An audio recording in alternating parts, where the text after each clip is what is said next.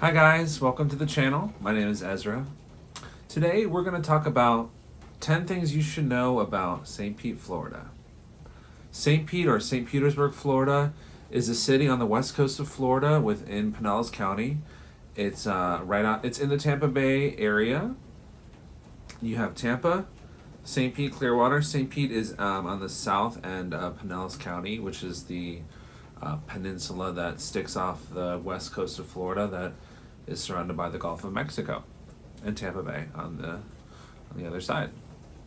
So we have 10 things we're going to go through today that you should know. Number one, St. Pete has an amazing art scene. It's up and coming. There's a lot of different markets in town and events going on. If you're a painter or an artist or a drawer, there's a lot of opportunities for you to sell your work at farmers markets and different things going on in the city.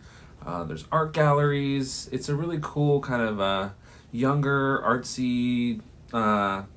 It's a really good vibe. It's a cool vibe. A lot of coffee shops will have cool art up on the wall.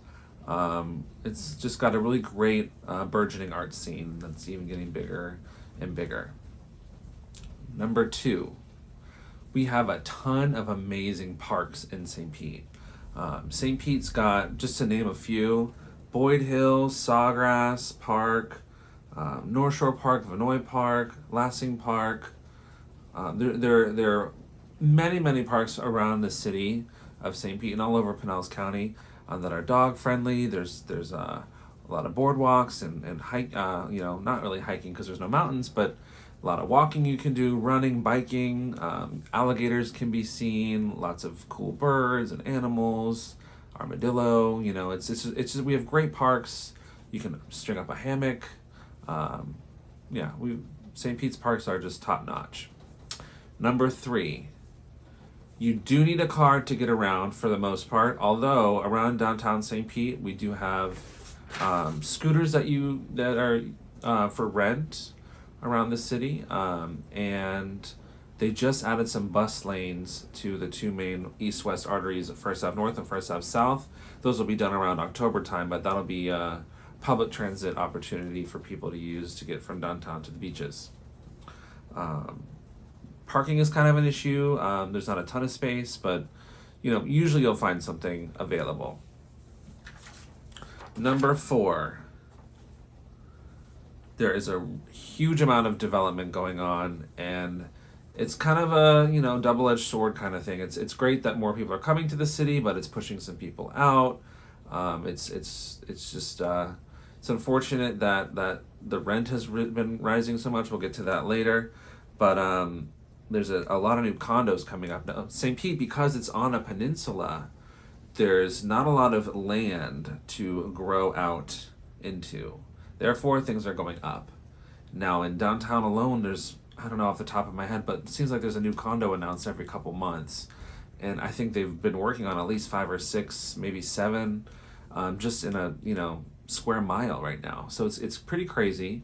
And it just shows how fun and attractive and blossoming this city has become for people outside of Florida or St. Pete. Number 5 is that St. Pete has a large kava bar scene, which is a really great sober place for people to hang out and interact with each other and be involved in a community. Kava bars serve different types of teas and drinks that make you have certain, that make you feel good. They also serve coffee and other things, and it's just a great way to be in a cafe setting at night, even without being, around alcohol. And that's great for a lot of people. And Pinellas County, where St. Pete is, has probably at this point hundreds of these places. They're everywhere, and it is a good community to have. Number 6 is it's becoming younger and more vibrant of a population. So I've grown up here my whole life, and about 10 years ago, 15 years ago, there weren't a ton of millennials or, younger people. You look around today, it's 20-year-olds, 30-year-olds, a lot of younger people coming here to the city and moving here, working remotely, and it's just becoming a really great younger space, which has been awesome to see. Number 7 is it has a great local coffee shop vibe, meaning that there are a good amount of mom and pop coffee shops throughout St. Pete. To name a few, you've got Black Crow, a couple locations there, Bandit, Blush Coffee, which is one of my favorites, um, the whole Kawa coffee, the Blend. I mean, there's many different cool coffee shops. The Chelsea around the area that are really fun and just amazing coffee and really cool vibes. Paradeco is another great one. Good one. Sorry. Number 8 is that St. Pete does have a solid food scene with room to grow, and there are a lot of vegan options if you're plant based, if you have a plant based diet. So I think the food scene in St. Pete really has grown immensely over the last 20 years. It's not on par with LA, New York, Chicago type of thing, but for the size of the city we have, it's pretty damn good. A lot of great spots.